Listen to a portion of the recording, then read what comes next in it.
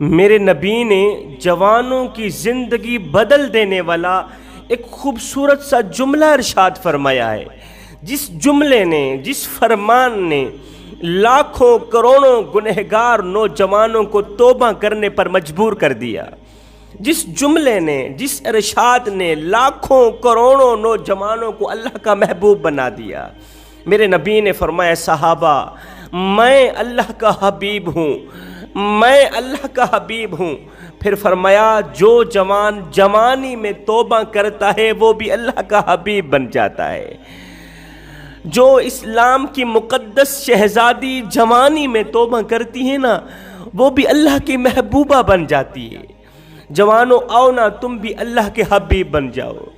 اے اسلام کی مقدس شہزادیوں، لڑکیوں، آ جاؤ آ جاؤ، تم بھی اللہ کی محبوبہ بن جاؤ۔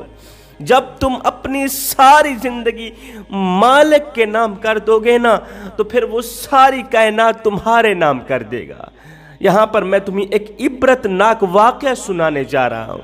اس واقعہ نے بھی لاکھوں نوجوانوں کی زندگی بدل ڈالی، توبہ کرنے پر مجبور کر دیا۔ وہ واقعہ کچھ یوں ہے، ایک فقیر تھا جس کے دل کا تعلق اللہ کی ذات کے ساتھ جڑا ہوا تھا، اللہ والا تھا، دنیا سے بے رغبت تھا، دنیا سے بے خبر ہو کر اللہ کی عبادت میں مشغول رہتا تھا۔ اسے دنیا والوں کا کوئی پتہ نہیں تھا، دن کو بھی عبادت کرتا، پوری پوری رات عبادت میں مصروف رہتا۔ ایک دن یہ اللہ والا ہجرت کر کے کہیں جا رہا تھا، کہیں لمبے سفر کو جا رہا تھا۔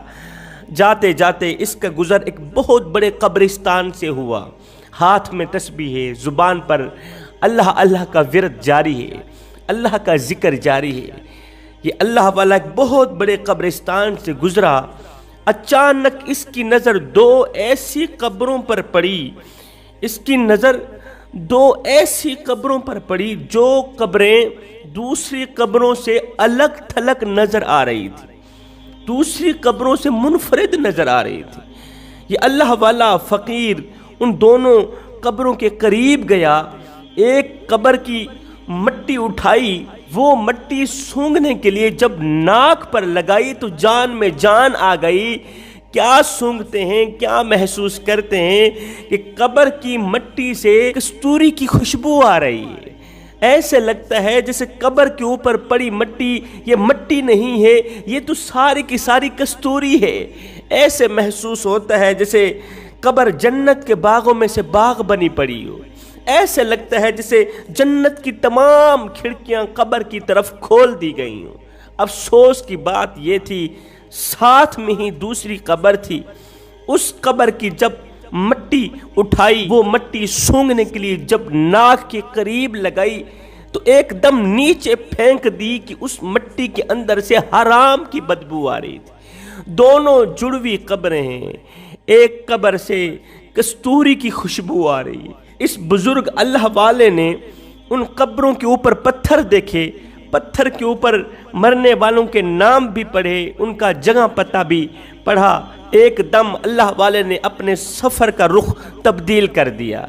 اللہ والے نے سوچا کیوں نہیں معلوم تو کروں، جس کی قبر کے اندر سے کستوری کی خوشبو آ رہی ہے وہ کیا کام کرتا تھا، اس نے زندگی کیسے گزاری، اس نے جوانی کیسے گزاری، اور اس نے اللہ کو کیسے راضی کیا۔ جس کی قبر سے حرام کی بو آ رہی تھی نا، وہ لڑکی کی قبر تھی، وہ کسی عورت کی قبر تھی۔ اس اللہ والے نے اسی پتے پر رخ کر لیا، چلتا چلتا اس علاقے میں جا پہنچا، قبر والوں کے عزیز و اقارب تک جا ہی پہنچا۔ پوچھنے لگا، میاں یہ دونوں قبروں کی مٹی ہے، مجھے بتایا جائے جس مٹی سے کستوری کی خوشبو آ رہی ہے اس نے زندگی کیسے گزاری، وہ دنیا میں کون سے ایسے عمل کیا کرتا تھا، اور جس کی مٹی سے حرام کی بدبو آ رہی ہے اس نے زندگی کیسے گزاری، وہ دنیا میں کون سے ایسے گناہ کیا کرتا تھا۔ عزیز و اقارب نے، رشتہ داروں نے پھر اس اللہ والے کو بتایا جس کی قبر کے اندر سے کستوری کی خوشبو آ رہی ہے نا، وہ نوجوان کی قبر ہے، وہ نوجوان جو پانچوں وقت کا نمازی، وہ نوجوان جس کے دل کا تعلق اللہ کی ذات کے ساتھ جڑا ہوا تھا، جب بھی اذان کا وقت آتا، اذان کے وقت، اذان کے ٹائم، نماز کے ٹائم، یہ نوجوان سارے کام کاج چھوڑ کے، ساری مصروفیات چھوڑ کے مسجد میں جا ملتا، مسجد میں نظر آتا۔ جب یہ نوجوان چلتا تھا، اس کا سر نیچے ہوتا تھا، آنکھیں حیا کے دامن میں چھپی ہوئی ہوتی تھیں۔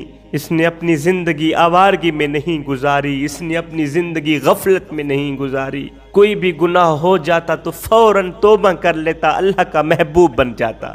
یہ بڑے ہی اچھے اخلاق والا تھا۔ اب دوسری قبر کی مٹی کی طرف اشارہ کرتے ہوئے اس اللہ والے نے پوچھا کہ یہ قبر کس کی ہے؟ عزیز و اقارب نے کہا یہ ایک گنہگار عورت کی قبر ہے، یہ بدکار عورت کی قبر کی مٹی ہے، اس لیے اس کے اندر سے حرام کی بو آ رہی ہے۔ حرام کی بو کبھی نہ آتی اگر یہ عورت چند گناہ نہ کرتی۔ کون سے گناہ کرتی تھی؟ اس نے اپنی زندگی کیسے گزاری؟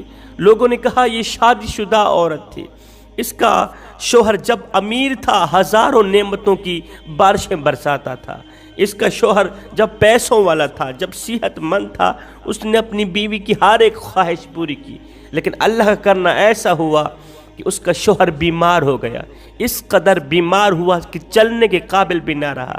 اس عورت نے کیا کیا؟ بجائے ساتھ دینے کے شوہر کو تنہا اکیلا چھوڑ کے شہر میں جا ڈیرے لگائے، غیر محرم مردوں سے ملتی، بغیر نکاح کے، بغیر شادی کے ان سے گناہ کرتی، زنا کرتی۔ اس عورت کا معیار اچھا نہیں تھا، کردار اچھا نہیں تھا، اس کی بد اخلاقی کی وجہ سے محلے میں رہنے والی عورتیں پریشان رہتی تھیں۔ میرے نبی سے پوچھا گیا یا رسول اللہ، ایک عورت ہے، نماز بھی پڑھتی ہے، قرآن بھی پڑھتی ہے، تہجد بھی پڑھتی ہے، لیکن وہ زبان کے ذریعے، بد اخلاقی کے ذریعے محلے میں رہنے والی دیگر عورتوں کو تکلیف دیتی ہے۔